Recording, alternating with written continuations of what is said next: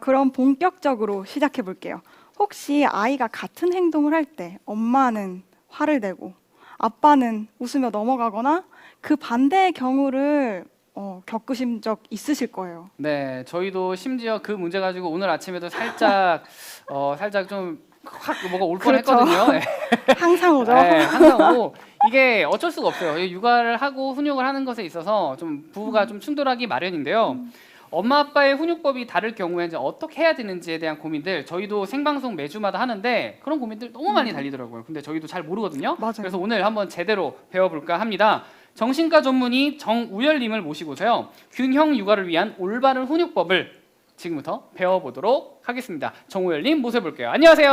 안녕하세요. 안녕하세요. 네, 안녕하세요. 반갑습니다. 네, 반갑습니다. 간단하게 자기소개 부탁드릴게요. 네, 저는 정우열이고요. 정신과 의사고 육아빠라는 활동명으로 알고 계신 분들이 많은 것 같습니다. 네, 와 정말 유명한 분을 이 자리에 모셨네요. 모셔봤습니다. 네, 오늘 이렇게 오셨는데 다양한 이야기를 해주신다고 들었어요. 네. 그래가지고 저희도 지금 아기를 키운 지 11개월, 네. 11개월째입니다. 네, 은호. 네, 맞습니다. 맞아요. 아까 전에 찾아서 보셨. 외우기가 쉽더라고요. 제가 좋아하는 피자 이름이랑 비슷해요.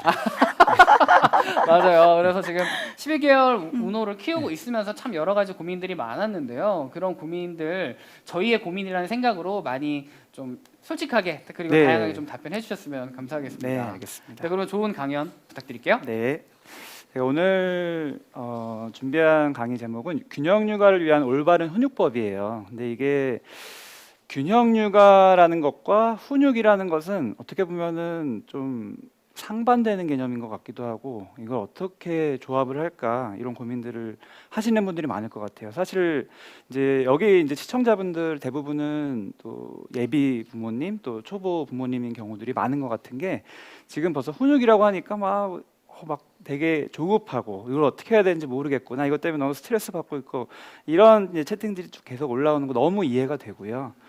근데 제가 오늘 말씀드릴 부분은 어떤 지엽적인 부분들 하나하나에 휩쓸리지 않게 정말 포커스를 맞춰야 되는 중심이 뭔가 그거를 꼭 알려드리고 싶습니다.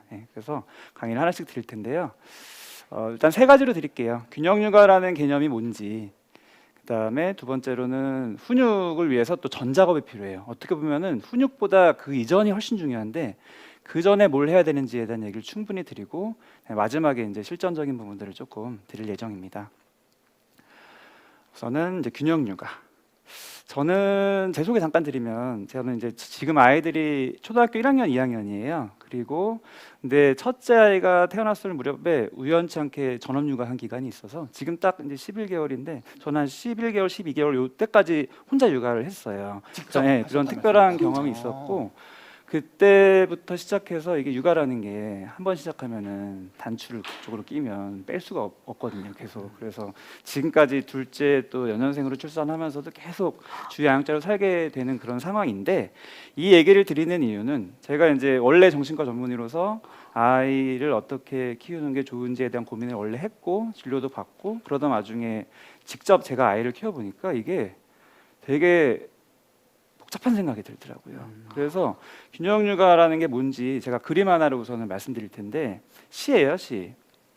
저희 아이들이 한 4-5살, 3-4살 요때쯤 이제 수족구라는 거를 많이 알아요. 이런 이제 수족구라는 전염병이 어린이집에서 다니기 시작할 때 많이 돌고 그때 이제 힘들어하는 부모님들이 많거든요. 이게 되게 나중에 많이 알게 되실 텐데 막 아이 고사리 같은 손에 막 물집 잡히고 입속에도 물집 잡히고 열나고 그래서 아이가 먹지도 못하고 막 울고 막 이런 거를 부모가 봐요. 당연히 어린이집도 못 보내죠. 그렇죠. 근데 이런 수족구의 상황에서 부모는 시를 쓴 거예요. 제가 쓴 거거든요. 사실 넌 별로 안 무서워. 수족구에 대한 얘기거든요. 그 병에 대한. 수족구 무서운데 넌 별로 안 무서워. 진짜 무서운 건 뭘까요? 진짜 무서운 거? 진짜 무서운 게 뭐죠? 뭐지? 어린이집 못 보내는 겁니다. 이런 얘기를 제가 드리면은 이제 지금 초보 부모님이나 아니면 또 아이가 뱃속에 있는 분들, 이거 방송 꺼야 되는 거 아니야? 방송 좀 이상한데? 이런 생각이 들면서 좀 지금 어떠세요 느낌이? 순간요? 네. 뭐지? 뭐지? 잘 이해가 안 되실 텐데 그 네. 이유가 뭐냐면 아이가 아픈 거 물론 아이가 아프면은 부모가 돌봐야죠. 사랑하는 내 자식 내가 대신 아파주고 싶고 정말 이런 마음이 간절해요. 근데 우선은 간병은 해야 되고 낮에도 보고 밤에도 보고 이거를 계속 하다 보면은 하루 이틀이면은 괜찮은데 이 수족구라는 게 법정 전염병이어서 일주일 동안 어린이집을 못 가게 제정이 돼 있어요. 옮길까봐. 그래서 그 동안은 어린이집 보내던 사람도 집에서 고스란히 애를 봐야 되는 거예요. 나의 계획이나 여러 가지 스케줄 다 올 차단. 그런 상황에서 낮이고 밤이고 애를 보다 보면 아픈 애한테 내가 잘해줘야 된다는 건 머리로는 아는데 몸이 지쳐요. 하루 이틀 지나면서 몸도 지치고 잠도 못 자서 막 정신도 없고 인지 기능 떨어지고 이런 상태에서 아픈 애한테 화를 내게 됩니다.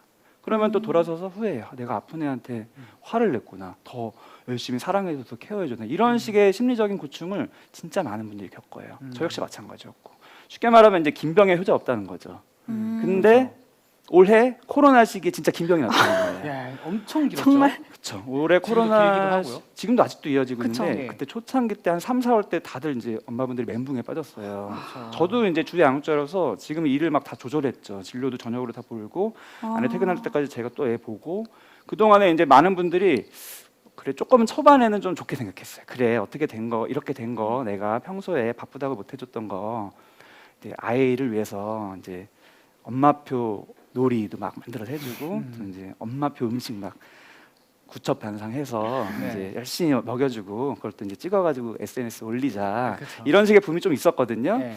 근데 이제 이런 거 하면서 서로 으쌰으쌰했는데 이게 안 끝나는 거예요. 언제 끝날지 모르니까 병원에 네, 계속 나을 되다 수도 보니까 있는데. 이게 점점 그 다음에 시간이 지날수록 안 올라오기 시작하죠. 근데 이제 그때 저는 사실 이제 균형육아에 대한 관점을 늘 말씀드리던 입장이었기 때문에 SNS에 제 사진 올렸어요. 제가 아이들을 어떻게 먹이는지. 그게 이제 이거거든요. 애들아 밥 먹자 시리즈를 이제 매주 올렸어요. 밥 먹을 시간이다.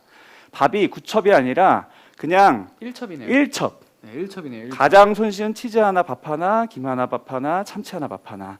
이걸 올린 이유는 뭐 실제로 이렇게 먹이는 부분도 물론 있지만 아이를 물론 잘 먹이는 것도 중요하지만 부모가 아이를 잘 먹이는 것 때문에 너무 신경 쓰고 너무 스트레스 받아서 몸이 지치고 그러면은 오히려 내가 애한테 더 양질 양육을 못 하게 되는 거예요. 스트레스를 받아요. 네, 그렇죠. 저는 이제 정신과에 살아서 항상 생각하는 게 이제 사람의 일생을 보거든요. 어렸을 때부터 클 때까지 성인 된 이후 거의 뭐 중년 노년까지 계속 쭉 보다 보면은 이 생각 드는 게 뭐냐면은 사람은 정말 고귀한 존재고 참 만류의 영장이고 뭐 이런 생각이 드는 게 아니라 사람은 생각보다 형편없구나. 생각보다 별로구나. 왜냐하면은 그게 뭐 사람을 비하하는 게 아니라 이게 동물적인 어떤 신체적인 한계에 갇혀질 수밖에 없는 거구나. 아무리 이성적이고 그런 부분이 있어도 이 신체적인 본능적인 영역을 어떻게 할 수가 없는 거구나. 그래서 그 부분을 좀 인정하고 잘 관리하는 게 진짜 중요하구나를 늘 깨달아요. 그래서 부모도 마찬가지죠. 이제 아이가 뱃속에 들어오자마자 이제 경험하셨을 텐데 부담돼요. 엄청 맞아요. 부담돼요. 엄청 부담됩니다. 그 이유는 내가 어떤 사람인지 뻔히 아는데 지금까지 내가 살던 사람으로 살면 안 되는 거예요. 왜 웃으세요? 좀 리액션이 좀 가시네. 너무 공감돼서. 근데 이 부담을 가지고 임 때부터 이제 시작을 하는 거죠. 그래서 막 태교하고 막 이것저것 안 하던 거 하잖아요. 하던 거 안 하고 그런 식으로 이제 준비해가지고 아이가 딱 나오면은 이제 너무 이게 열정이 가득하죠. 내가 정말 우리 아이의 모든 사랑을 다해서 잘 키우겠다. 그래서 이제 흔한 게 이제 아이 뱃속에 있을 때 결심하시는 것들이 제일 흔한 게 나는 우리 아이한테 화를 한 번도 안 낼 거다. 근데 이런 결심하실수록 위험해요, 사실. 그게 화를 내고 안 나고는 내가 컨트롤하는 게 아니라 그 이면에 있는 부분을 관리해야 되는 건데 의지로 나는 화를 안 낼 거다라는 결심을 하고 들어가면 결국에는 이게 참았다가 터지거든요. 그러니까 계속해서 쌓인다 이 그쵸, 말씀이시죠? 그쵸. 그래서 이게 육아라는 게 관점을 지금 다 이제 아이가 초보만 분들 또 예빈만 분들은 이게 너무 조급하고 막 당장 아이가 나오면 내가 막 어떻게 열심히 해야 될 것 같고 또 아이가 초창기 때 단계들이 다 있고 막 카페 같은데 맘카페 같은데 봐도 그렇고 어떤 업체 같은데 컨택해봐도 그렇고 할 게 너무 많고 정보가 너무 많고 마음이 되게 불안하고 조급하거든요. 근데 제가 꼭 드리고 싶은 말씀은 이게 길다는 거예요. 짧게 끝나면은 사실 내 모든 에너지를 다해서 그냥 올인하면 돼요. 짧게 끝나면 뭐 1, 2년 안에 끝날 거면. 근데 육아라는 게 생각보다 길어요. 얼마나 해야 될 것 같아요? 부모 역할. 저는 이제 들은 거는 네. 이제 뇌가 뭐 6살까지 큰다고. 아, 네. 6세 이전에는 예, 너무 좋아요. 네. 6세 이전에 뇌 발달이 폭발적으로 되니까 이때 엄청 집중해야 된다고. 정신과 전문의한테 이런 지식을 지금 말하는 그런 게 말을 아니에요. 너무 되게- 좋아요. 너무 되게 좋아요. 많이 들었거든요. 책으로도 많이 보기도 했고. 네, 그거 근데 봤어요? 그것 때문에 되게 압박감이 되게 심해요, 사실. 그렇죠. 압박감 네. 엄청 큰데 그런 식으로 접근하다 보면은 이게 돌 전에 뇌가 진짜 중요하고 그다음에 맞아요. 돌에서 세돌 중요하고 맞아요. 세돌에 이제 또 갇혀 있는데 저도 이제 세돌까지 뭔가 열심히 하면 그다음에 네. 이제 뭔가 애가 좀 사람이 될 것 같잖아요. 똑같아요. 네, 똑같아요. 뭐 저희도 이제 연애할 때랑 결혼하고 나서 다른 사람이 아니잖아요. 그렇죠. 똑같은 사람이고 뇌 발달 얘기 말씀드려서 이제 말씀드리면은 뇌라는 게 영역이 여러 가지가 있는데 정말 이 가장 인간다운 영역 그 전전두엽이라고 하는 뭔가 통제하고 자기를 조절하고 관리하고 좀 참을 수 있고 이런 능력 보통 부모님들이 아이한테 바라는 능력이죠. 이 능력은 20대 중반까지 커요. 아. 뇌가. 그래서 청소년도 아직 몸은 성인이어도 성인하고 같은 기준으로 바라보면 안 되는 그런 것들이 있는데 이게 너무 아기가 어렸을 때부터 훈육을 내가 어떻게 막 이거 잘해야지 아이가 그 단계가 될 것 같은 압박감이 너무 드는 거예요. 근데 그게 아니라는 거예요. 단계들이 다 있고 아주 천천히 아이는 발달해요. 뇌 발달도 그렇고 6세 아까 말씀하신 것도 보통은 이제 그 미취학 만 6세 전까지는 이제 보통 우뇌와 관련된 부분들이 많이 자란다고 하죠. 그래서 막 뭐 논리 이런 거는 사실 초등학교 간 이후로 확 늘어나는 거고 논리보다는 약간 감정 쪽, 감정, 정서 이쪽은 신체적인 발달, 이쪽은 어렸을 때부터 교감도 할 수 있고 몸도 사실은 아이가 조금만 크면은 막 이제 바로 지금 이제 11개월이면은 아이가 쓸 수 있나요? 이제 슬랑말랑 걸음마 할 해요. 텐데 쓰고서 좀 걸어요. 좀 있으면 이제 걸으면 그다음 바로 뛰어요. 그래서 네. 거의 뭐 활동하는 거 보면은 이 대근육은 엄청 빨리 크고 아. 근데 소근육은 조금 더 느리게 크고 이게 다 다르거든요. 네. 근데 겉으로 봤었을 때는 애가 커가는 것 같으니까 이제 사람 되는 것 같구나. 그래서 기대치가 더 올라가요. 내가 이렇게 가르쳐주면 훈육하면 알아듣겠지. 알아듣는 것 같거든요. 실제로 조금씩 알아듣기도 하고 예, 그러니까 예. 또 기대감이 많이 예. 생기기도 하죠. 근데 세 돌 이전까지는 이게 알아는 듣는데 예. 하기 싫은 거예요. 아. 그러니까 쉽게 말하면은 동물보다 좀 못해요. 보통 우리가 이제 반려동물보다 못할 수 있어요. 아. 근데 부모님의 기대치는 이미 인간인 거예요. 음. 전두엽이 발달해서 말하는 거 다 알고 나의 미래를 예측해서 내가 이 상황에서 이 선택을 했다가는 나중에 부모님의 더 안 좋은 피드백이 오고 이런 거를 생각을 할 수도 없고 생각을 해도 그래도 난 이게 땡겨 이런 식으로 되게 이렇게 기대치를 좀 낮춰줘야 돼요. 그게 그렇죠. 오히려 아이를 볼 때 이 발달에 맞춰서 좀 기다려주고 이런 게 되거든요. 그래서 훈육을 할 때 되게 중요한 게 조급하지 않아야 돼서 근데 조급하지 마세요. 좀 기다려주세요. 이런 거 뭐 책 보면 다 나오죠. 근데 육아를 하다 보면 조급하지 않을 수가 없어요. 너무 이렇게 마음이 항상 긴장되고 조급하고 불안하고 이렇게 쫙 긴장되다가 확 깔아지면 이제 그게 우울증이고 이런 거는 계속 악순환하는 게 이제 부모의 삶이어서 제가 우선은 포커스를 맞춰서 가장 중요한 거를 말씀드리고 하는 게 육아는 생각보다 길다. 아까 6년 얘기해서 제가 이제 20년 넘는다고 말씀드렸잖아요. 최소한 20년 이상의 부모 역할을 해야 돼요. 요즘에는 특히 다 성인 되기 전까지 최소한 관리해 줘야 되잖아요. 그렇죠. 부모로서. 요즘에는 특히 코로나 때문에 이게 언제 갈지 모르겠는데 온라인 수업을 또 챙기는 게 이게 보통 일이 아니에요. 그렇다면 예전에는 학교에서 선생님들이 하시던 거를 집에서 부모님이 다 다 챙겨줘야 돼서 다 세팅해줘야 되고. 저도 이제 상담하시는 분들 뭐 초등학교, 중학교, 고등학교까지 부모님 다 있는데 지금 코로나 때 너무 힘들어요. 네. 그럴 것 같아요. 네, 근데 이게 언제까지 갈지 모르는 거고. 네. 그래서 아이를 잘 키우려면은 진짜 꼭 가져야 되는 관점이 생각보다 길다. 마라톤 사진인데 20년 이상의 마라톤이다. 근데 많은 분들이 처음부터 100m 달리기인 줄 알고 하는 거예요. 뱃속에서부터. 쭈님 지금 왜 웃으시죠? 100m 달리기 뛰었나요 지금? 세돌까지만 이러고 있었는데.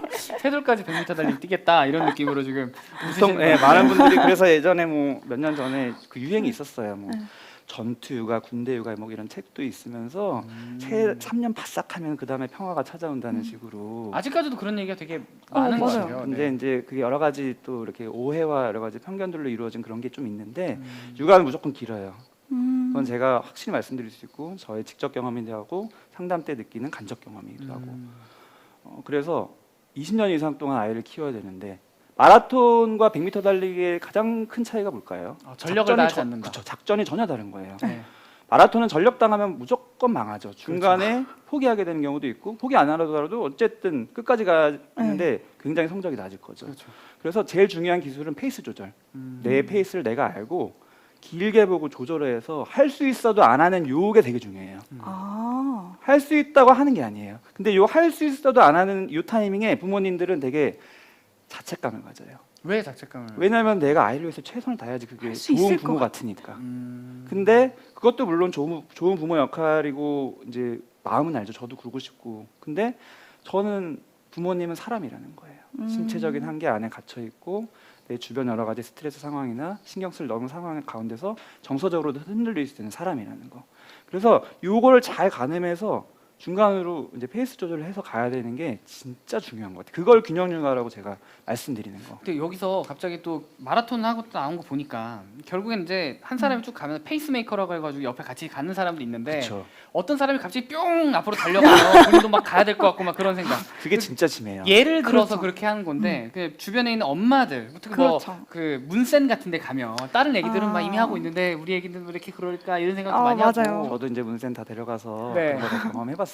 예. 문센에 처음에 이제 조금 있으면 18개월부터 이제 가면은 네. 거기 이제 딱 18개월 애들은 사실 돌아다녀야 되는데 딱 앉아 있어요. 저희는 돌아다니는 거예요. 다른 그러면 애들. 이제 마음이 우리가 뭐가 문제가 있나 이런 생각이 들 맞아요. 수 있어요. 근데 네. 그건 아이의 기질마다 다른 거고 전혀 문제가 아닌데 그런 식으로 뭔가 이제 어른이 되어가는 성숙한 과정 쪽에 포커싱이 맞춰져서 우리 아이의 기질이나 발달을 고려하지 않은 채 그렇게 앞으로 달려가는 사람을 쫓아가면서 불안해지는 이 느낌이 지금만 있는 게 아니라 계속 있어요.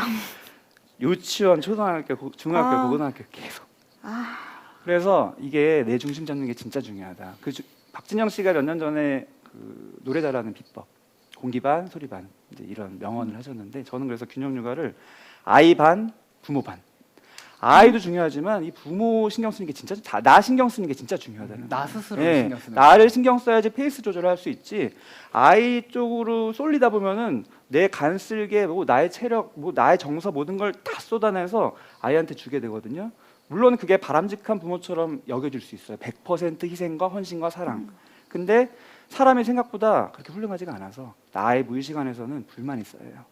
내가 지금 우선 아이를 키우면서 없어지는 게 많잖아요. 엄마분들은 특히 이제 이름부터 없어지고, 그다음에 뭐 아무도 날 안 챙겨주고, 남편도 날 보다가 갑자기 애만 보고, 애도 날 안 보고, 그런 게 쌓이다 보면 막 불만이 쌓이다가 갑자기 이런 게 나도 모르게 이제 엉뚱하게 훈육하다가 터질 수 있어요. 나는 이렇게까지 했는데 너는 왜 요 말을 안 듣냐? 네, 잠깐 채팅창을 제가 네, 그래서 네. 진짜 지금 채팅창에도 굉장히 좀 많은 내용들이 나오고 있어요. 그래서 막 진짜 저도 푹 빠져서 봐서 지금 아, 맞아요. 채팅창을 못 봤는데 혹시 질문 좀 맨 위에 거 잠깐만 보여주시겠어요? 그래서 막 보면은 일단은 판도라님께서는 부모가 소리 지를 때만 말 듣는 아이는 어떻게 훈육해야 될까 이런 얘기도 있는데 이것도 이게 이제 네. 질문이 보통 이제 이런 식으로 되게 지엽적으로 하게 돼요. 음. 부모가 소리 지를 때 말 안 듣는 아이는 어떻게 훈육돼요? 부모가 소리를 지르면 안 돼요, 원래는. 원래는 네, 훈육이 소리 지르는 걸 오해하시는 분들도 많고, 네. 근데 부모님이 소리를 지르면 안 되는 거 머리로 알고 아무리 안 된다고 말해도 네. 소리가 나올 수 있어요. 아. 그거는 내가 사람이라서. 그래서 이거를 단계적으로 잘 봐서 나는 왜 지금 화가 조절이 안 되고 소리를 지르게 될까? 그 자책하라는 게 아니라 예. 다 이유가 있는 거예요. 사람은 원래 이제 저희는 성인이 됐고 사실은 처음에 결혼하고 아이를 키우기 시작할 때를 생각해 보면은 자신감이 좀 있었거든요.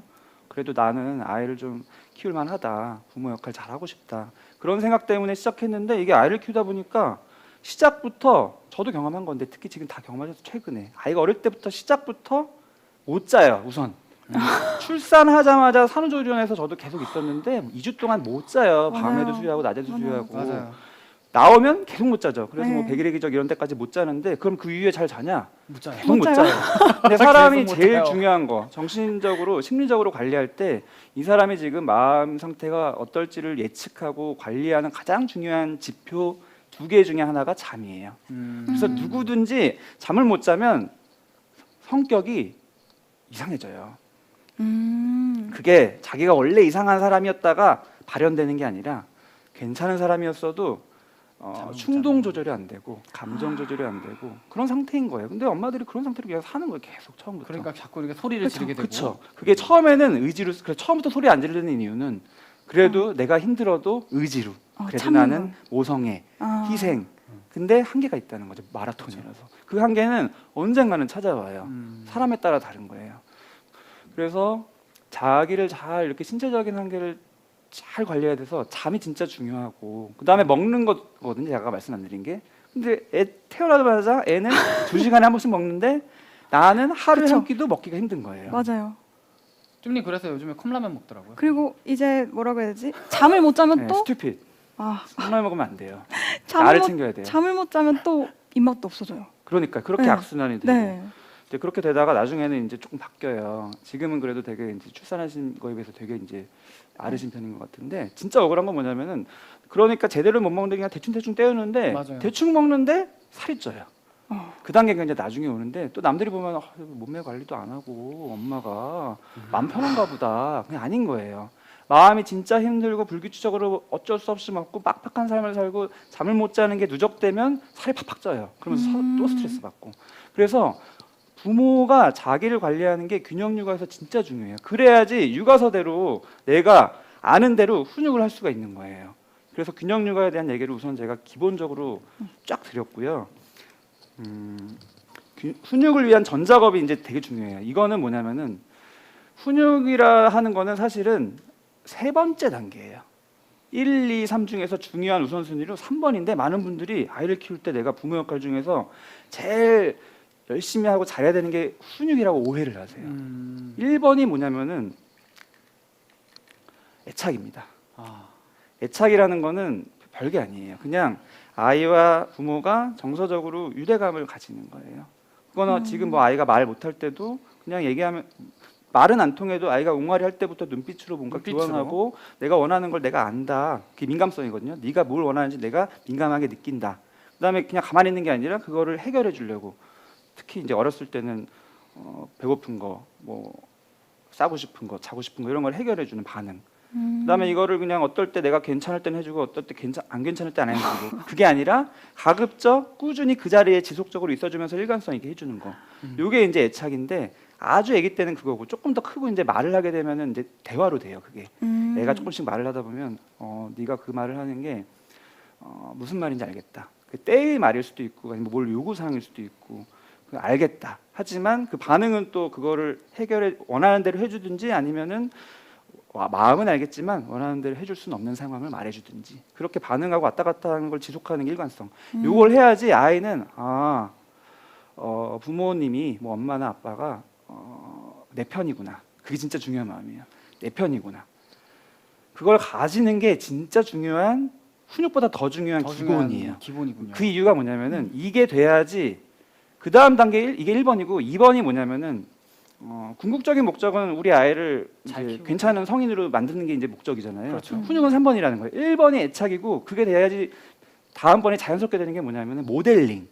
아, 부모를 내가 모델링하고 따라갈 수 있는 거예요. 그러니까 부모가 어떻게 행동을 하냐에 따라서 완전 좀 네. 달라지겠네요. 근데 이거 생각하면 또 부담이 되죠. 네. 내가 갑자기 부담이 갑자기 모든 나의 그 행동 하나를 다 보고 따라할 것 같은. 그거 맞아요. 네. 갑자기 내가 변해야 될 거. 네, 갑자기 변해야 될 것 같은데 그게 이제 부담 가질 게 아니라 내가 이렇게 못 자고 못 먹고 막 삶이 황폐하면서 모델이 되는 행동을 할 수가 없어요. 부모는 내가 어느 정도 몸이 안정되고 심리적으로 안정돼야지 나의 특유한 특성대로 성격대로 나름대로 괜찮은 성인의 모습을 보여줄 수 있는 거예요. 근데 많은 분들이 저도 부모님 상담하다 보면 원래 잘 지내시고 괜찮으셨던 분들이 아이를 키우기 시작하면서 오히려 점점 떨어져요. 이런 게 여러 가지 자기 자존감이나 자기에 대한 어떤 뭐 일도 그만두시는 분도 있고 뭐 취미생활 이런 거 하나도 없고 삶에 낙이 없고 그냥 조금 이런 말씀드리기 죄송하지만 좀 좀비처럼 지내는 거죠.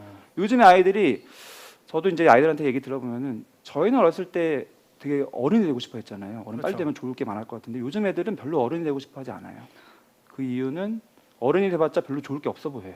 우리 부모님 보면 맨날 힘들어하고 너무 막 일에 치여 있고. 일에 치여 있고 육아에 치여 있고. 그렇죠. 근데 부모로서 아이한테 전해줄 수 있는 어떻게 보면 가장 중요한 삶의 가치, 삶의 낙이잖아요. 그렇죠. 세상은 살만하고 괜찮은 거고 거기서 행복을 누릴 수 있는 거고 재밌어. 맞아. 재밌는 거. 그거를 이제 경험시켜줘야, 그걸 전달해주는, 이게 말로 가르쳐주는 게 아니에요. 부모님이 사는 거를 보고 그냥 따라하는 거죠. 그게 이번 모델링인데, 모델링은 누구를 모델링하냐면 자기가 좋아하는 사람을 모델링해요. 꼭 부모가 아니더라도. 올바른 사람을 모델링하지 않아요. 아. 저희도 보면은 뭐 되게 훌륭한 얘기 아무리 많이 한다고 그 사람 따라하고 싶어요? 아니죠. 아니죠. 내가 호감이 있어야지 따라하는 거예요. 그건 사람이 그렇죠. 그래서 아이한테 우선은 정서적으로 호감을 아이가 갖고 믿고 의지하고 이 친밀감을 안정적으로 유지하게끔 하는 게 애착이고, 그러기 위해서는 민감성, 반응성, 일관성이 중요한데, 그러기 위해서는 내가 되게 중요해요. 나의 신체적인 정서적인 컨디션. 왜냐하면은 민감성도 이게 다 우울증 때 다 떨어지는 요인들이에요. 그렇죠. 우울증이 걸리면은 인지 기능도 떨어지고 귀찮아지고 봐도 무슨 말인지 잘 모르겠고, 애가 맨날 떼쓰는데 내가 컨디션 좋은 날은 얘가 왜 떼쓰는지 탁 이해가 돼가지고 바로 탁 해줄 수가 있지만, 힘들어가지고 막 정신없을 때는 이게 왜 이런지도 모르겠고 내가 뭐 해줘도 모르겠고 아 몰라 이렇게 돼요. 그러면 민감성도 안 되고 반응성도 안 돼요. 내가 우연치 않게 알았다고 해도 반응을 엉뚱하게 못 해줄 수도 있고, 아니면 귀찮아서 못 해줄 수도 있고 힘드니까. 그럼 그럼 의도하지 않게 그쵸. 일관성도 떨어지는. 당연히 떨어지죠. 아. 그래서 이게 그냥 내 의지로 하는 게 아니라는 거예요. 제일 중요한 게 부모가 탄탄하게 우선은 안정된 삶을 사는 게 아이한테 내가 신경 쓰는 에너지만큼 중요한데, 여기서 딜레마는 우리 전통적으로 부모의 상이, 특히 엄마의 상이 100% 희생과 헌신. 나는 없어져야 되고 아이는 살려야 되고. 근데 내가 없어지는데 어떻게 아이를 살려요? 그렇죠. 그래서 그거를 마음의 1번, 2번 애착, 모델링 요 관점을 잘 형성하는 게 진짜 중요하다. 그게 전작업이다. 이 얘기를 지금까지 이제 드린 겁니다. 네, 와, 지금 계속 듣다 보니까 진짜 많은 분들께서 생각이 많아지실 것 같아요. 내가 맞아요. 모델링부터 시작해서 애착 관계 형성을 어떤 식으로 했었을까 이런 생각을 많이 하실 것 같은데, 여기 한 질문 하나가 또 하나 있는데요. 임소라님께서는 한 명이 훈육을 하고 있을 때 다른 사람은 어떻게 하고 있어야 할지 궁금하다. 옆에서 훈육자의 편을 들어준다든지 모른 척하고 있어야 하는지, 아예 자리를 피하는 게 맞는지 어찌해야 할지 네, 궁금하다. 이것도 이런 되게 말씀을 중요한 하셨는데, 질문이신데 정말. 이 스킬은 별로 안 중요해요. 그 옆에 있고 없고 이게 중요한 게 아니라 아. 근본적인 인식이 중요해요. 이게 보통은 옆에 누가 있겠어요? 뭐 남편이겠죠. 남편 또는 남편이 남편 보통 또는 있죠? 아니면 그렇죠. 또 할머니도 있고, 그쵸, 그쵸. 친정 엄마도 있고 또 음. 시부모님이 있는 경우도 있고, 어쨌든 이게 사공이 많으면은 뭐 배가 산으로 갈 수도 있지만, 또 중요한 거는 사공이 이제 어떻게 보면 한 명은 오른쪽 한 명 왼쪽에서 이렇게 잘하면은 어떻게 더 이렇게 잘 나갈 수도 있는 거거든요. 그래서 사공이 많다는 것 자체가 문제가 아니라 이 사공끼리 서로 소통하는 게 되게 중요하고, 우선은 부부 관계가 되게 중요한데, 이 얘기는 제가 진행상 조금 이따가 해드릴 예정이에요. 네. 좋은 질문이신데 네. 괜히 흐름 아, 네, 네네. 아, 이게 네네. 헷기면 이게 헷갈리실 수 있으니까 아, 네네. 알겠습니다. 그 연결해서 말씀해 주시면 이따가 될 것 같아요. 말씀드릴게요. 네. 그 애착을 맺는 방법을 또 많이들 헷갈려하세요. 뭐 애착이라는 게 이제 지금 아이들이 어릴 때는 이제 말을 못 하잖아요. 지금 아이들. 그렇죠. 아직 못합니다. 근데 말을 못해서 어때요? 좋으세요, 안 좋으세요? 조금 그냥 무슨 말이냐면 좀 말해만 했으면 좋겠다. 답답한 것도 답답해요. 있어요. 밥 네. 달라면 밥을 했으면 좋겠고. 네, 많은 분들이 이제 말을 못할 때는 말을 하길 바라죠. 네. 그렇죠. 왜냐하면 얘가 무슨 말하는지 모르겠으니까. 좀 맞아요. 말을 제대로 하는, 무슨 뜻인지 알면 내가 좀 할 수 있을 것 같으니까. 네. 그렇죠. 근데 이제 지나 보면 말을 제대로 하기 시작하면은 말 못할 때가 좋았다고 생각해요.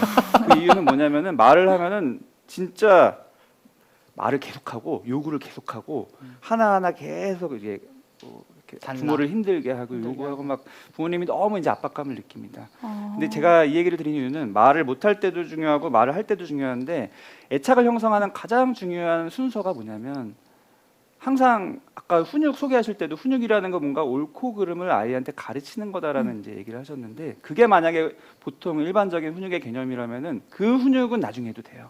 옳고 그름에 대한 네. 거군요. 진짜 중요한 부분은 아까 말한 전작업이에요. 애착과 모델링으로 이어질 수 있는 이 작업. 이 작업을 특히 미취학 때 충분히 잘하셔야 돼요. 아이가 어리면 어릴수록. 그래서 옳고 그름과 상반되는 개념이 뭐냐면은, 옳고 그름과 상관없이 이게 맞는지 틀린지 상관없이 그냥 내가 좋냐 아니면 내가 싫냐, 이 나의 중심의 감정이에요. 그거를 아이들이 다 느끼거든요. 돌도 안 지금 아이도 느낄 네, 거예요. 느낄 네. 것 같아요. 기호가 다 있고 자기가 뭘 맞아요. 원하는 게 있어요. 막. 네. 지금 아마 전선 같은 거 막 뽑고만 이제 이럴 때도 있고, 슬슬 리모컨 같은 거 이제 막 할 맞아요. 때인데, 네. 그게 옳고 그름으로 치면은 전선 뽑으면 안 되죠. 네. 그렇죠. 그리고 리모컨 망가뜨리면 안 돼요. 던지면 안 되고. 네. 근데 조코심으로 따지면 아이 입장에서는 뽑아보고 싶은 거예요. 궁금하니까. 뚜껑 열어보고 싶고. 뚜껑 열어보고 싶은 거예요. 궁금하니까. 네. 그다음에 조금 더 지나면 이제 마트를 이제 또 이제 가기 시작하면 진짜 부모님들이 이제 마트의 동선을 엄청 신경 쓰거든요. 장난감 코너를 피하는 동선으로 미리 이제 계획을 하는데 왜냐면은 이제 장난감 코너 들어가기 시작하면 아이가 이제 거기서 빠져서 떼쓰고 드러누르고 사달라고. 거기서 이거를 사줄 거냐 말 거냐. 옳고 그름을 따지면은 저거 너무 비싸고 마트에서 사면은 인터넷보다 더 비쌀 수도 있고 집에 있는 거 색깔만 다른데 뭐 이런저런 합리적인 선택을 하면은 그럴 수 있어요. 그렇죠. 근데 그거는 나중 문제라는 거예요. 우선은 아이 입장에서 내가 그거를 가지고 싶은 마음. 그다음에 이게 간단한 게 아니에요. 왜 가지고 싶은지. 거기서 많은 분들이 그거 집에 있으니까 하지 마 이렇게 이제 또 딱 하면은 거기서 끝나요. 근데 아이의 입장에서 잘 하려다 보면 내가 아이한테 뭔가 교육을 시켜야 되고 옳고 그른 걸 잘 가르쳐줘야 되는 이 훈육의 압박감을 조금 내려놓으면 여유가 생겨서 얘가 왜 지금 이거를 가지고 싶을까? 집에 있는 것 같은데 뭐가 다를까? 달라요. 달라요. 색깔이 다른 것도 있고 디자인이 다른 것도 있고 부모 입장에서는 안 보이는 저 큰 박스 안에 들어있는 로봇 안에 들어있는 칼 하나의 디자인 거기에 꽂히는 경우도 있고 그 다음에 만약에 똑같은 걸 산다 쳐도 부모 입장에서 똑같은 걸 왜 사? 집에 낚싯대가 하나 있었어요. 저도 이제 해본 건데 집에 낚싯대 똑같은 거 있는데 다이소 가서 샀는데 얘가 또 다음번에 다이소 가서 또 낚싯대를 골라요. 부모 입장에서는 이거 완전 낭비죠. 그렇죠. 딱 봐도 두 개 이해가 안 돼요. 이해가 안 그래서 되죠. 근데 이제 소통도 잘 안 됐어요. 근데 그럴 경우에 뭐 안 사줄 수도 있지만 나중에 이제 제가 경험해봤었을 때는 얘가 다 이게 하나로 낚시하는 거랑 이게 두 개로 낚시하는 거랑 또 다르군요. 전혀 다른 거예요. 다 계획이 있군요. 다 계획이 있는 거예요. 네. 그래서 아이 입장에서 충분히 빠져서 그 아이의 뭐가 좋은지, 이 좋아하는 것만큼 또 싫어하는 것도 있거든요. 아이의 기질마다 부모 입장에서는 뭐 그게 뭐 별거 아닌 것 같은데 아이마다 기질마다 너무 달라요. 특히 예민하거나 뭔가 좀 새로운 낯선 환경에서 굉장히 위축되거나 이런 기질인 아이들은 조금 있다가 뭐 문화센터를 가도 그렇고 어린이집에 가도 그렇고 다른 애들은 새로운 친구들 앞에서 막 활발하게 놀고 막 이렇게 스스럼 없이 지내는데 너는 왜 가만히 이렇게 위축돼 있냐.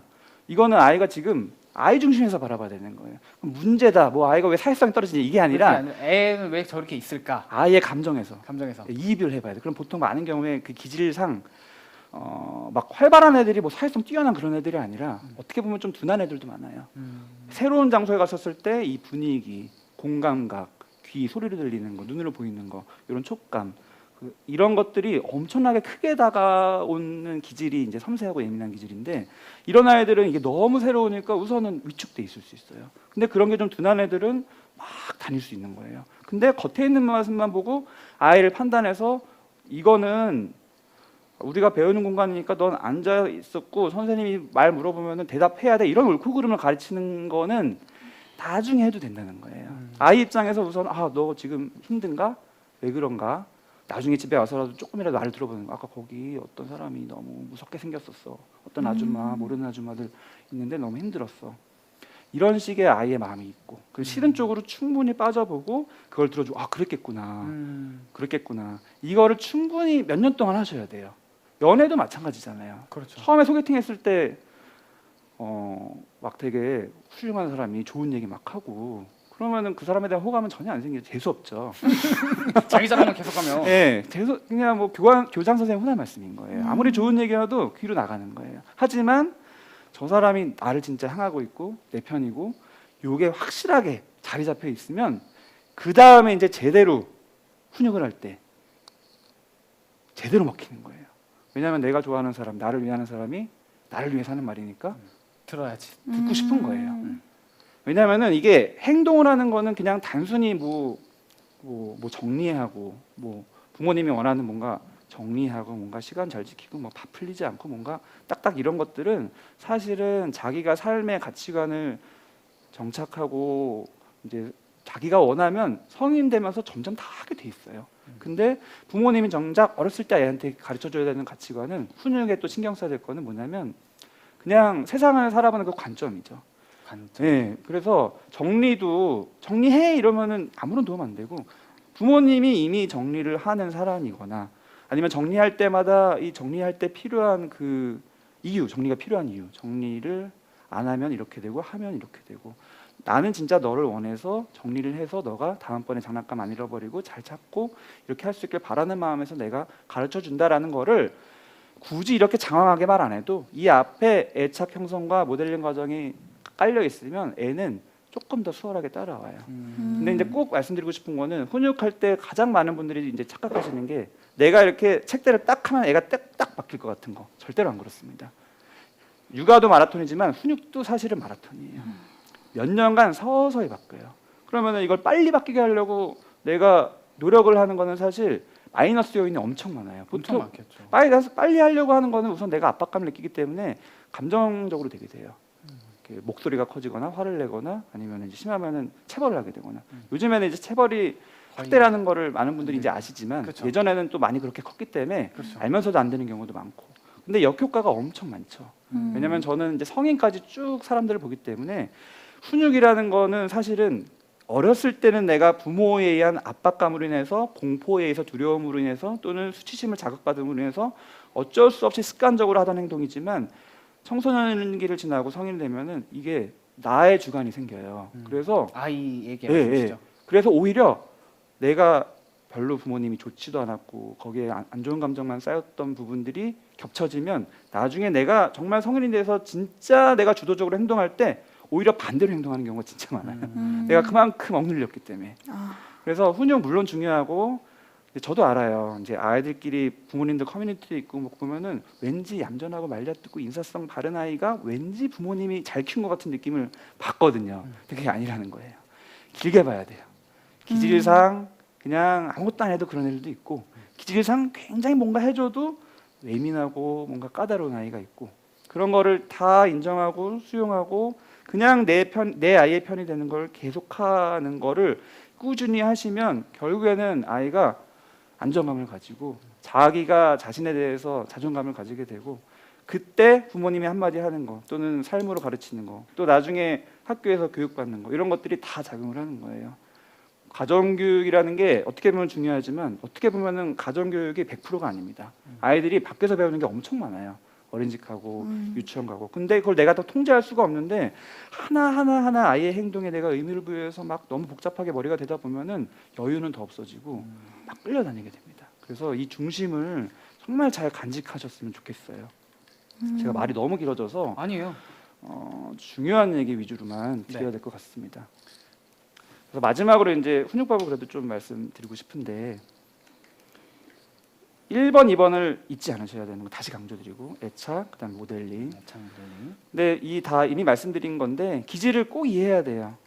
아이의 기질이 뭐 타고나기를 까다로울 수도 있고 뭐 순할 수도 있고 적응하는 거라고 해서 초반에는 까다롭지만 그 상황에 적응되면 순한 것처럼 바뀌는 애들도 있고 다양하게 있는데 그거 자체를 바꾸려고 하지 말아야 된다. 뭐 다들 아실 거예요. 아이를 왜냐하면 그걸 바꾸려고 하면 아이 마음을 헤아릴 수 없거든요. 넌 잘못된 거니까 이렇게 하니까 마음을 헤아릴 수 없어요. 근데 바꾸려고 하지 말고 우선은 그 마음에서 있는 그대로 까다로운 아이 마음 안에 들어가서 그 장면을 바라보고 수용해 주셔야 되는 거.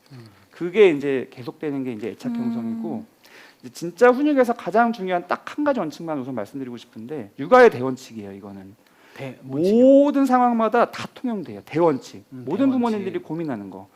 뭐 아까 뭐 지금 질문도 마찬가지일 텐데 이 상황에서 나는 이걸 해야 되냐 저걸 해야 되냐 아이를 받아줘야 되냐 말아줘야 되냐 맞아요. 그렇죠. 그게 이제 쉽게 말하면 수용과 통제 그렇죠. 받아줘야 되냐 못하게 해야 되냐 못하겠냐. 그래서 이거를 고민하느라고 항목별로 다 정하면 뭐 엑셀 파일 다 만들어야 돼요. 그거 다 외워야지만 뭔가 일관성을 지키는 것 같은 그런 느낌이 들 수가 있는데 아니라는 거예요. 모든 거를 다 포괄해서 딱 기준을 잡을 수가 있는데 하나의 예를 이제 제가 설명드릴게요. 이 오른쪽 그림 보시면은 상황이 우리 애가 이제 다른 애랑 싸운 건데 다른 애를 막 때렸어요. 때렸네요. 한 명은. 오른쪽은. 이 상황에 왼쪽도 같은 아이인데 같은 아이의 혼자 우리 아이의 마음 속이고 오른쪽은 그 행동인데 이런 행동을 할 때 이거 받아줘야 돼요, 통제해야 돼요. 때릴 때요. 아이를 때릴 때 때렸다 쳐요. 그걸 발견했어요. 일단은 바로 맞고 수용을 해야 되나? 일단 바로 일단 맞기는 해야죠. 일단 왜 이렇게 그렇게 했는지 이해해주고 그 다음에 이건 이렇게 해서 안 된다라고 말을 해줘야 네네. 굉장히 될까요? 이제 모범 답안으로 아, 잘 얘기를 하셨는데 물론 쉽진 않아요. 아, 쉽지 근데 제가 않긴 말씀드리고 해요. 싶은 네. 거는 이것도 단계들이 있는데 우선은 수용을 먼저 말씀드리고 싶어요. 통제, 뭐 훈육 이걸 어떻게 가르치고 교정하고 이거는 우선은 나중으로 미루고 이 상황을 딱 나눠서 아무리 어떤 상황이어도 내가 아이의 마음을 100% 받아줄 수 있어야 돼요. 관찰자가 어떻게든 있죠. 100%. 100% 부모로서 아이의 마음을 100% 수용해 줄 수 있어야 돼요. 친구를 때리는 그 마음 수용해 줘야 돼요. 친구를 때리고 싶은 마음. 저희는 어른인데 누구 때리고 싶은 마음 없어요? 막 상상으로 상상으로 있는 거죠. 그렇죠. 상상으로 있는 거예요. 네. 상상만 하지 컨트롤할 뿐. 네, 우리는 네. 성인이니까 전도이 발달했으니까. 그렇죠. 근데 애들은 상상이 행동으로 나오는 거. 아. 그래서 그 마음 이면에 있는 그 공격적인 충동, 본능, 그 이유도 또 다 있어요. 상황을 나중에 다 들어보면은 사실은 억울한 사연이 있을 수도 있고 자기 안에 그 친구에 대한 여러 가지 상황들이 있을 수 있고 그거 다 들어주고 아 그랬겠구나 그래서 그런 마음이 들었구나.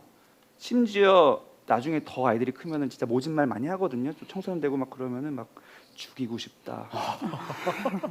나중에 굉장히 조금만 세네요. 크면 뭐 친구가 아니라 부모님한테도 막 죽어 이런 얘기 하는 경우 진짜 많아요. 그러면은 이제 부모 입장에서는 어떻게 우리 아이가 나한테 죽을 이렇게 갑자기? 네. 그 말 자체에 포커스를 두면 너무 마음이 흔들리고 아이가 어떤 말을 하든 내가 이거에 대한 교정 이런 걸 조금 우선 뒤로 두고 아이가 이 말을 왜 했을까? 그 이면에 있는 걸 잘 들어보면 이유가 다 있어요. 그래서 그랬구나. 정말 쉬운 경우는 아이는 우선은 죽어라는 개념을 잘 모르고 그냥 애들이 하는 말 따라했을 뿐인 경우도 되게 많고. 근데 내가 괜히 앞서가가지고 우리 아이가 나에 대한 분노가 가득해가지고 나를 죽으라고 하는구나 이런 식으로 앞서가는 거예요. 그래서 아이의 마음을 100% 수용하는 과정을 우선은 이거 순서가 중요한 게 아니라 우선 이 과정이 꼭 필요하다. 근데 많은 분들이 훈육에만 집중하다 보면은 이 과정을 많이 축소시켜요. 왜냐면은 생략하기도 생략하기도 하고. 하고. 네, 그렇죠. 근데 이 과정은 그땐 바빠서 생략했더라도 추후에라도 꼭 해야 되는 과정이에요. 그래야지 아이가 이제 당연히 이제 친구를 때리기 전이면 우선 내가 발견했으면 몸으로 막아야죠. 몸으로 막고 때리는 상황 안 되게 최소한 분리하는 거 해야 되고 이미 그런 사후라면은 그 사후라면은 이 통제 가르쳐 줘야 되죠. 막 혼내는 게 아니라 지금 이 상황이 너는 어떤 상황인지 이해하고 있냐. 그다음에 이 상황에서 친구를 때리는 거는 안 된다. 아까 그 이유들을 다 들어보면서 이걸 같이 해야죠. 아까 말씀하신 대로. 이러는 건 다 이해되지만 친구를 때리는 건 안 된다. 부모님 때리는 것도 안 된다. 이런 식으로 가르쳐 주는 거. 그러면 아이가 내일은 안 때릴까요? 때릴 수도 있죠. 때려요. 네. 있죠. 예. 거기서 많은 분들이 무너져. 내가 이렇게 훈육하고 뭐 다 했는데 내일도 때리는데요. 내 내일도 말을 때립니다. 귓등으로 들었나 막. 그러니까요. 귓등으로 듣는 게 아니라 계속 말씀드리잖아요. 이해되는데 다음 날 되면 또 안 안 되는구나. 되는 거예요. 조절이.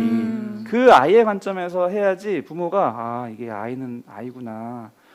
기다려줘야 되는구나. 그렇다고 해서 말하는 게 소용없는 건 아니에요. 이게 콩나물에 콩시루 자라듯이 물 주면 한 번에 팍 자라지 않고 물 다 빠지는 것 같은 느낌 들지만 조금씩 자라는 거예요.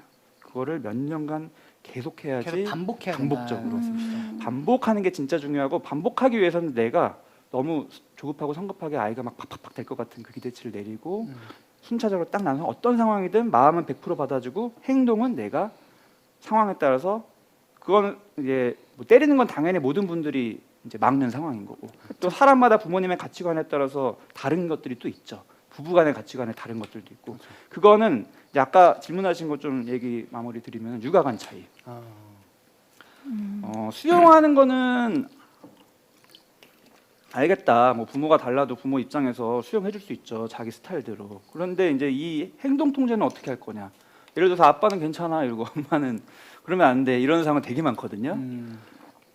그 우선은 또 중요한 게 부모님이 서로 부부가 다르고 이걸 떠나서 부부가 뭔지를 좀 알아야 돼요. 부부 이제 여기 딱 오셔서 전 너무 좋은데 부부가 성격이 같아요, 달라요? 완전 다르죠. 완전 다르죠. 그죠. 그거 굉장히 좋은 거예요. 근데 많은 분들이 완전 다르다고 해서 실망해요. 애 키우기 너무 힘들다.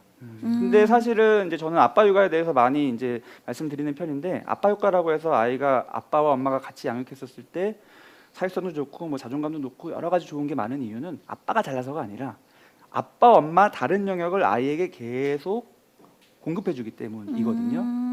왜냐하면 사람마다 성향이 다르죠. 기질도 다르고.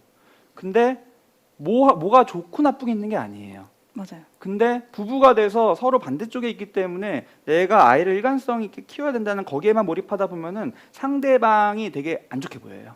그것 때문에 부부 갈등 되게 많이 일어나고. 근데 그게 아니라 아 우리 부부는 다르다. 물론 달라서 싸울 때 있고 갈등이 되지만 아이 앞에서 어떤 하나된 모습을 못 보여줄 때가 있지만 이것도 역시 길게 봐야 되는 거예요. 한 번에 처음부터 하나된 모습 보일 수 없어요. 부부도 서로 이렇게 달랐는지 모르다가 아이 키우면서 이렇게 다른 애를 알게 되는 거 되게 많아요. 나중에 교육 쪽으로 넘어가면 더 많고. 그래서 아 다르구나.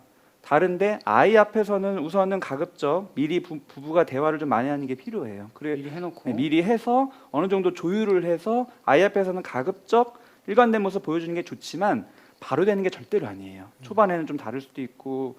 근데 아이 앞에서 다른 모습 보였다고 해서 너무 또 긴장할 필요는 없어요. 왜냐하면은 다른 모습 보이는 것보다 더 중요한 건 우리 아이가 좀 처음에 헷갈릴 수 있지만 우리 부모님이 이렇게 서로 다름을 대화를 통해서 같이 해결해 나가네. 그걸 또 나한테 온전히 내 편이 되는 우리 부모님이 나를 위해서 그렇게 제시를 해주네. 이런 거를 계속 이렇게 익숙해지다 보면은 그 다른 거 자체가 문제가 되는 게 아니에요. 그래서 이 다름을 너무 스트레스 받지 말고 이 다름을 잘 활용해서 어떻게 보면 균형이 잡히는 거예요. 그게 이제 진짜 중요한 균형 육아죠. 아이도 이제 저도 이제 아내도 그렇고 주변 엄마분들도 그렇고 다 머리로 알아요. 내가 지금 너무 달리고 있다. 너무 지금 긴장돼서 너무 한쪽만을 파고 있다. 누가 나 좀 이렇게 붙들어줬으면 좋겠다. 머리로는 알겠는데 마음이 안 해서 막 가는 경우가 많은데 그때 반대쪽에 있는 분이 서로 이렇게 균형으로 맞아주는 거 하면은 진짜 중요한 거. 그게 이제 부부 공동육아의 가장 중요한 요인이에요.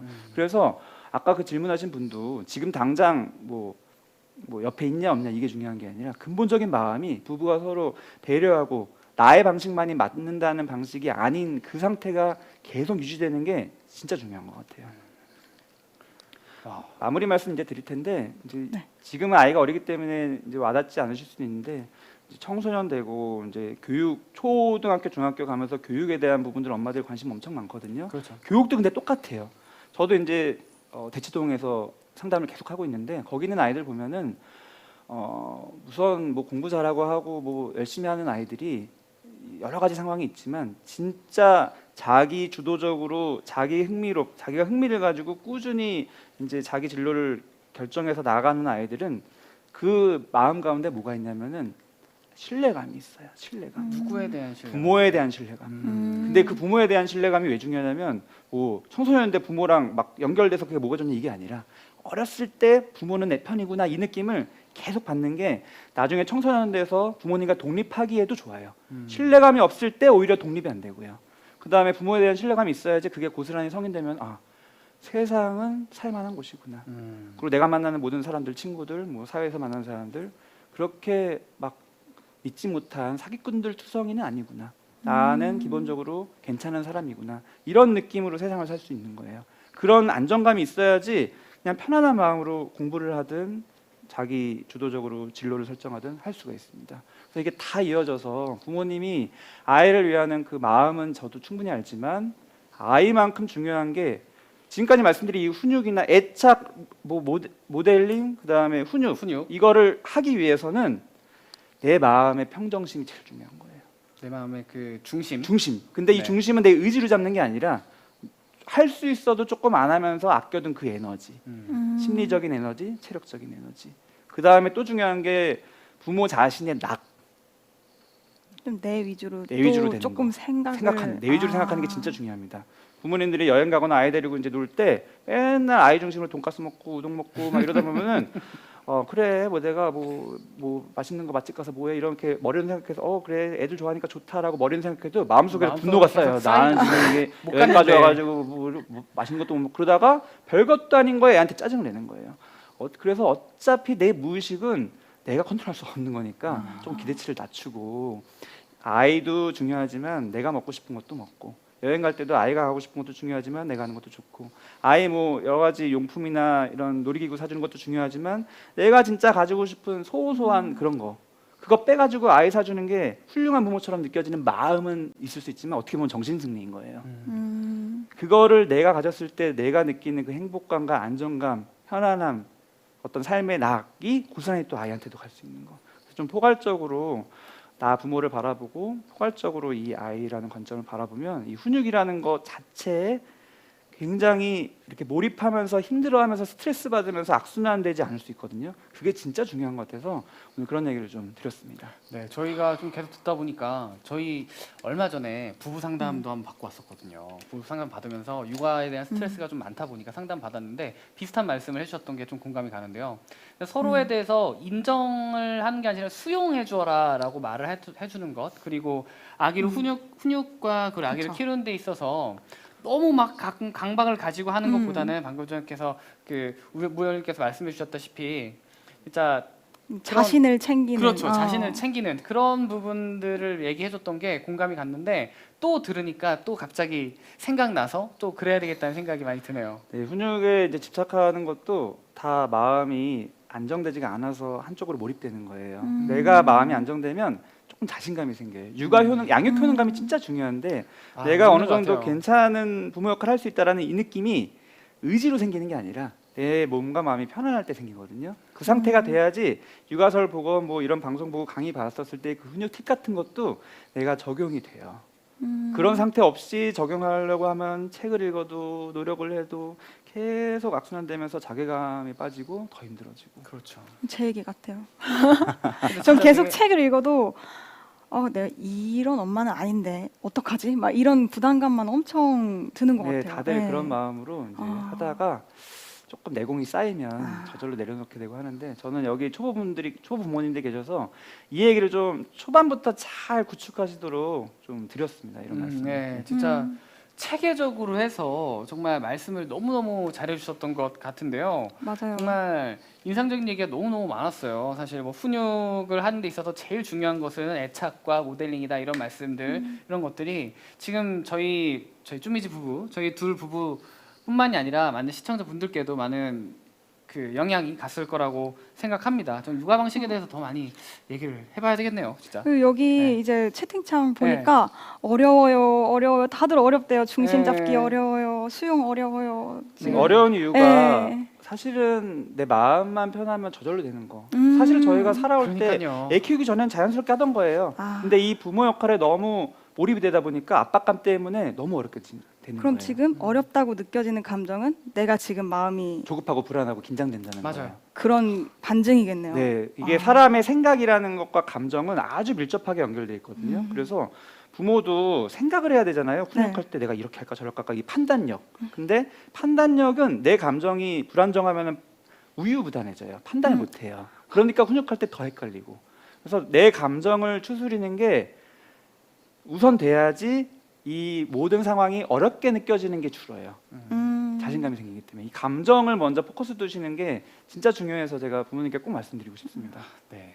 자, 그러면은 지금부터 우열님께 뭐 여러 가지 다양한 질문들이 왔어요. 지금 정말 많이 왔어요. 네, 질문들 혹시 위아래 스크롤 한번 해주시겠어요?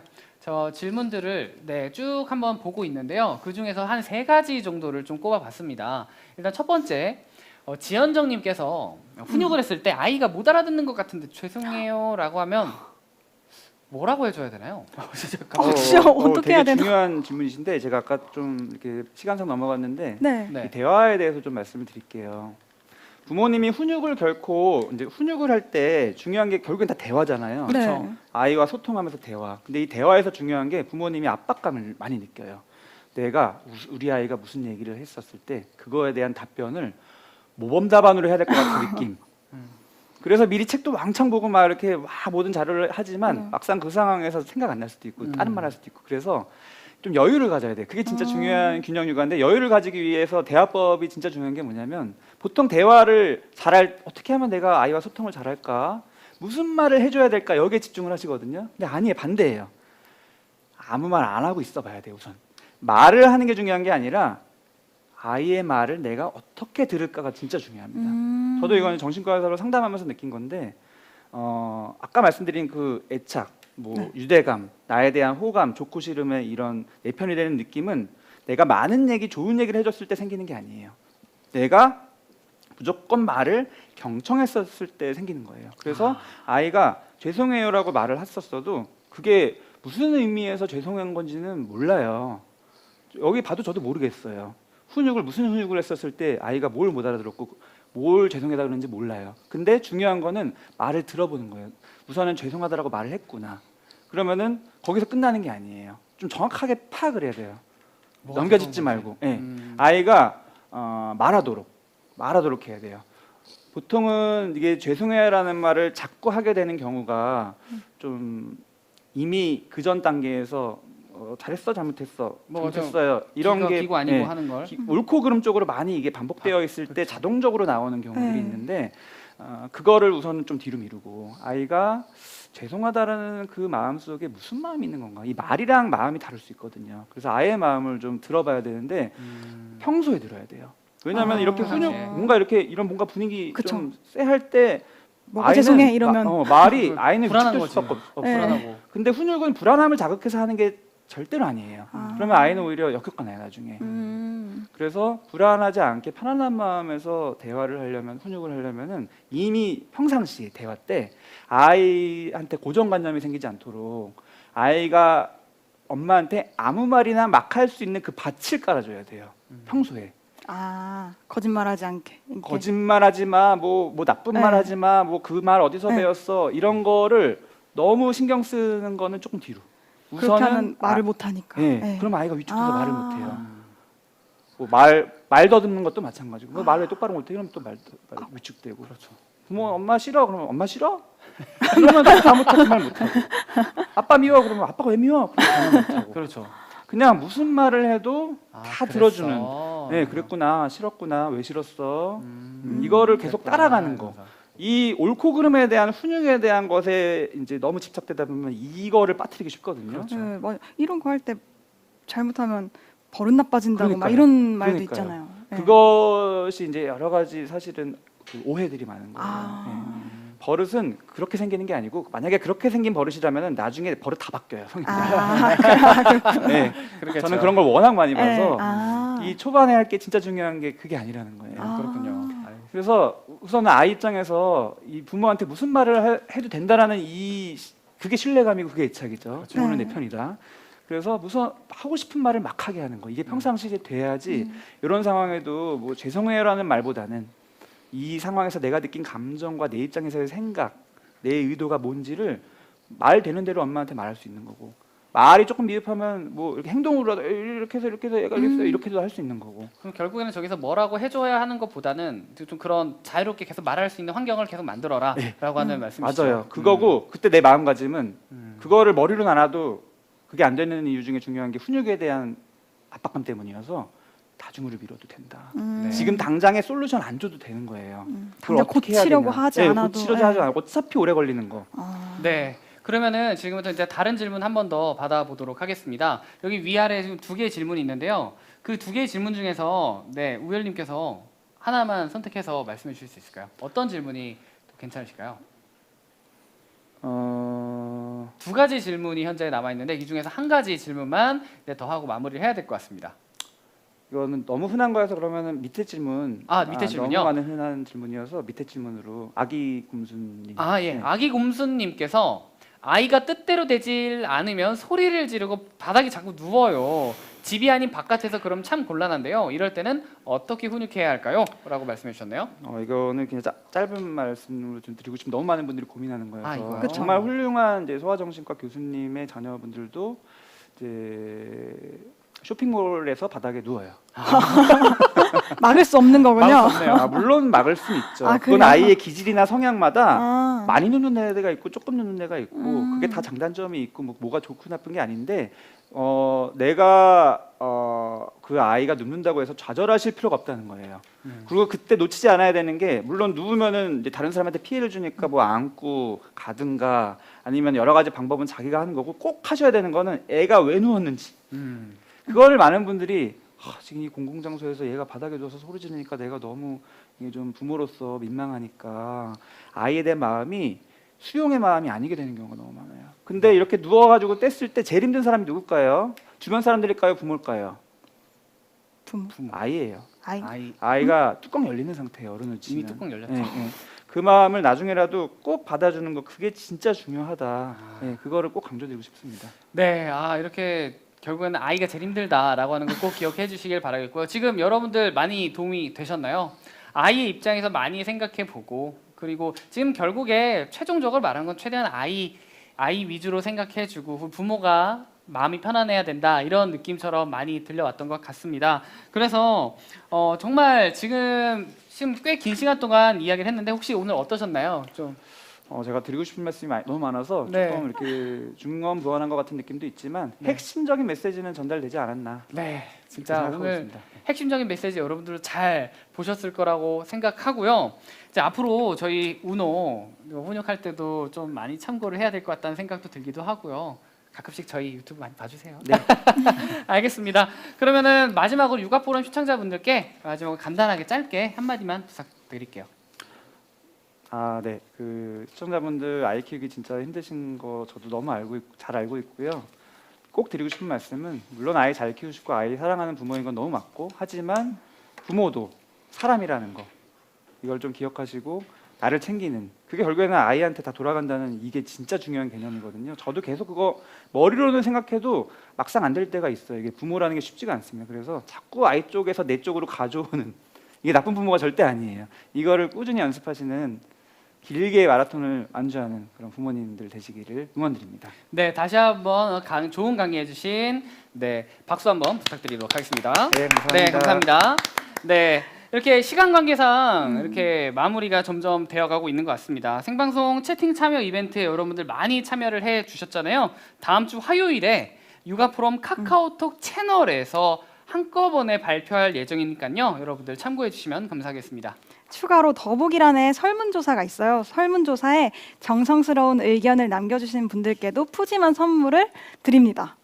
설문조사 링크는 육아포럼 카카오톡 채널에서도 확인할 수 있다고 하네요. 네, 그리고 제가 슬쩍슬쩍 봤는데 실시간 채팅에 정말 많이 남겨주신 분들 많더라고요. 실시간 채팅 많이 남겨주시지만 그래도 설문조사에 참여를 해주셔야지만 저희가 선물을 다 보내드릴 수가 있습니다. 그래서 잊지 말고 설문조사 참여를 해주시길 바라겠고요. 그리고 맘큐 사이트에 맘큐 위키 육아 포럼 코너에서 후기 이벤트도 진행 중이라고 합니다. 지금 현재 보고 있는 이 육아 포럼 후기 이벤트예요. 푸짐한 선물 많이 받아가시길 바라겠습니다.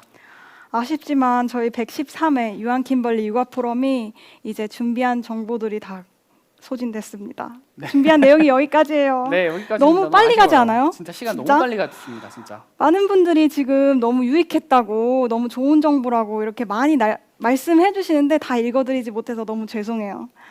저희는 이제 초보 엄마 아빠들의 든든한 육아 길잡이 유한 킴벌리 육아 포럼 엄마 아빠들이 꼭 알아야 할 정보로 다음에 또 다시 찾아뵐게요. 네, 유한 킴벌리 육아 포럼은요 언제나 여러분들의 행복한 육아를 응원하고 있습니다. 네, 다음 시간에도 여러분들에게 꼭 필요하고 유익한 정보와 함께 우리 예비 초보 부모님께 힘이 되는 시간으로 찾아뵙도록 하겠습니다. 오늘 함께해 주신 많은 시청자 여러분들과 참여해 주신 분들 모든 분들께 감사하다는 말씀드리고 싶습니다. 다들 고맙습니다. 감사합니다. 가볼게요.